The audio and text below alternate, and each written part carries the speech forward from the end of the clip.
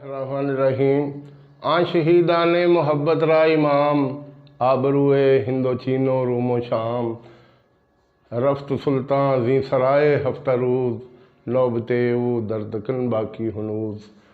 साहिबो, आप जानते हैं कि चंद हफ्ते कबल अली गिलानी फौत हुए।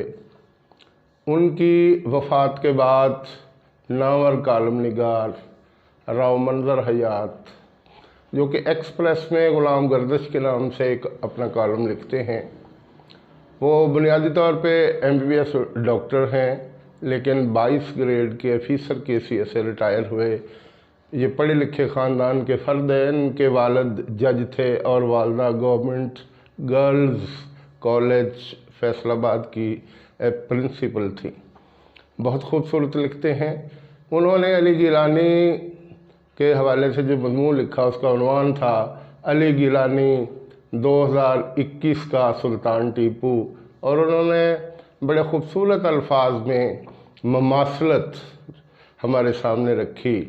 वो लिखते हैं कि जब औरंगज़ेब आलमगीर ज़रा कमज़ोर पड़े तो उनके बाद सुल्तान टीपू हमारे तरकश का आखिरी तीर थे, और 1799 में मैसूर की जंग में श्रंगपट्टम की जंग और सल्तनत मैसूर की शिकस्त के बाद अब अंग्रेज़ों के लिए तमाम रास्ते साफ़ होते गए।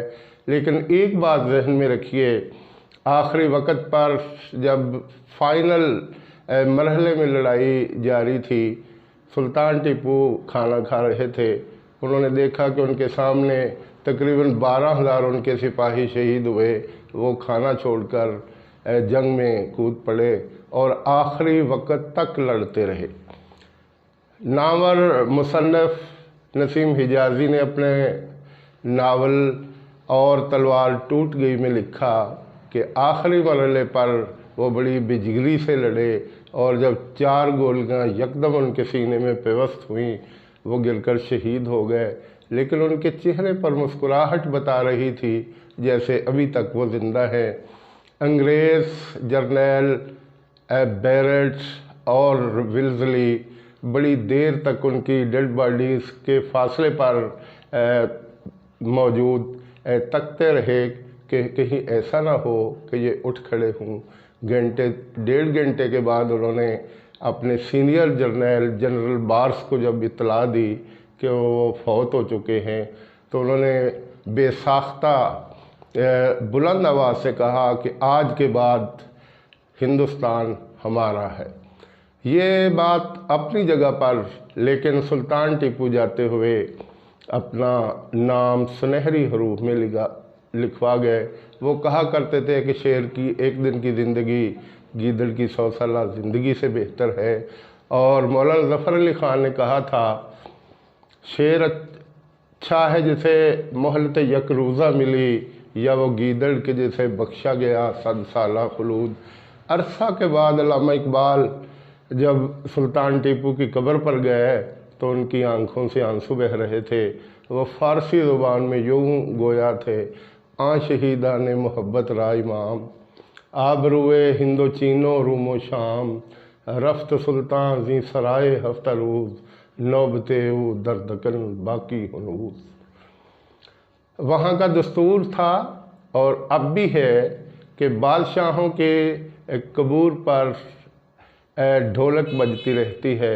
सुल्तान टीपू की कब्र पर भी ये मंज़र देखकर उन्होंने ये शेर कहे थे कि ये वो शख्स है जो रूम, चीन, हिंदुस्तान, शाम और बहुत से लोगों की इज़्ज़त और आबरू है, उसकी कब्र पर ढोलक बज रही है, जबकि उन्हें ये जहान छोड़े हुए अरसा गुजर गया है।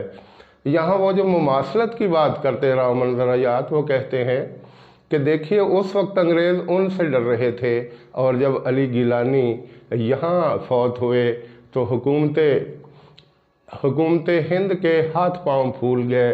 उन्होंने वसीयत कर रखी थी कि मुझे कश्मीरी शहीदों की कब्रिस्तान में दफन करना, लेकिन उन्होंने रात की तारीकी में घर वालों से डेड बॉडी छीन के हैदरपुर कब्रिस्तान में खामोशी के साथ दफन कर दिया ताकि ना कल लोग इकट्ठे हों, न जनाजा पढ़ें और ना सूरत हाल हमारे काबू से बाहर हो। इससे बढ़कर और बुज़दिली क्या हो सकती है। ये 92 साला सरूकद इंसान साल हर साल तक इंडियन फ़ौज, इंडियन मीडिया और इंडियन मुआशरा से नबर्द आजमा रहा। और हकीकत है कि ये तीनों तबके मुसलसल उससे परेशान रहे और उनकी परेशानी अब भी कायम है। साहिबो, याद रखिए कि अली गिलानी ने MAO कॉलेज लाहौर से अपनी तालीम मुकम्मल की। कुछ देर वो अब तदरीस से वाबस्ता रहे, फिर कश्मीर की जदोजहद में ऐसे मसरूफ़ हुए कि ज़िंदगी के आखिरी सांस तक कश्मीर के मसले को उन्होंने अपना ओढ़ना बिछौना बनाए रखा। वो ताऊत की ताकत से टकराते रहे। उनकी इन दलेरियों और इन जुर्रतों को देखते हुए हुर्रियत जमातों के तमाम रहनुमा एक जगह पे जमा हुए और कुल जमाती हुर्रियत कॉन्फ्रेंस बनी। तो ये 4 मरतबा इसके सरबराह बने और इनकी क़यादत में कश्मीर की जदोजहद बड़ी तेज़ी के साथ आगे बढ़ती रही।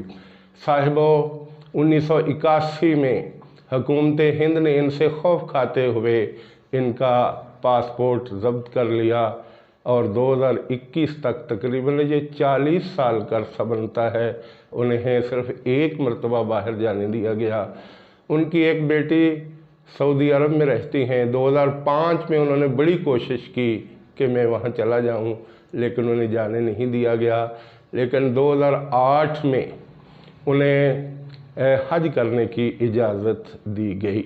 2010 में उन्होंने एक हुर्रियत कॉन्फ्रेंस की एक बहुत बड़ी रैली निकाली, बहुत बड़ा जलसा किया, जिसने इंडियन हुकूमत के पांव हिला के रख दिए। इसके बाद उनको मुसलसल 12 साल तक घर में नज़रबंद रखा गया, लेकिन वो वहाँ भी चैन से नहीं बैठे। वो कलम से काम लेते हुए उन्होंने 30 किताबें लिख डालीं जिन्होंने तहलका मचा के रख दिया। उनकी मशहूर किताबों में रूदादे कफ़स, नवाए हुर्रियत, दीद व शनीद, भारत के इस्तेमारी हरबे और सदाए दर्द शामिल है। साहिबो, वो 30 कुतुब के मुसन्निफ़ थे और इसके साथ साथ हर जगह वो खिताबात भी करते रहे। उनकी सियासत में कामयाबी का ये हाल है कि वो 1972 से लेके 1987 तक 3 मरतबा कौमी असम्बली के मेंबर मुंतखब हुए और ये उनकी कामयाबी आप समझ लीजिए, ये उनकी मकबूलियत समझ लीजिए। तो इन हालात में जब हम जायज़ा लेते हैं तो सुल्तान टीपू और अली गिलानी के मामलात में मुमासलत नज़र आती है कि मुखालिफिन के उन्होंने हमेशा होश उड़ाए रखे। साहिबो, ये दराज कद कश्मीरी 92 साल तक ज़िंदा रहे और इनकी ज़िंदगी का बेशतर हिस्सा इंडियन हुकूमत के ख़िलाफ़ जद्दोजहद करते हुए गुज़रा। वो कश्मीरी मुजाहिदीन को हर हाल में आज़ाद देखना चाहते थे, लेकिन इसके साथ साथ वो अपनी फैमिली से भी गाफिल नहीं हुए। उनके 2 बेटे डॉक्टर नसीम अली गिलानी और डॉक्टर वसीम अली गिलानी, ये दोनों MBBS डॉक्टर हैं और आज भी प्रैक्टिस कर रहे हैं। साहिबो, अली गिलानी जा चुके, लेकिन वो ऐसा काम कर गए कि रहती दुनिया तक उनको याद रखा जाएगा और आने वाली नस्लें उनको कभी फरामोश नहीं करेंगी। मैं दुआ करता हूँ कि अल्लाह ताला उन्हें ग़रीक़ रहमत करे।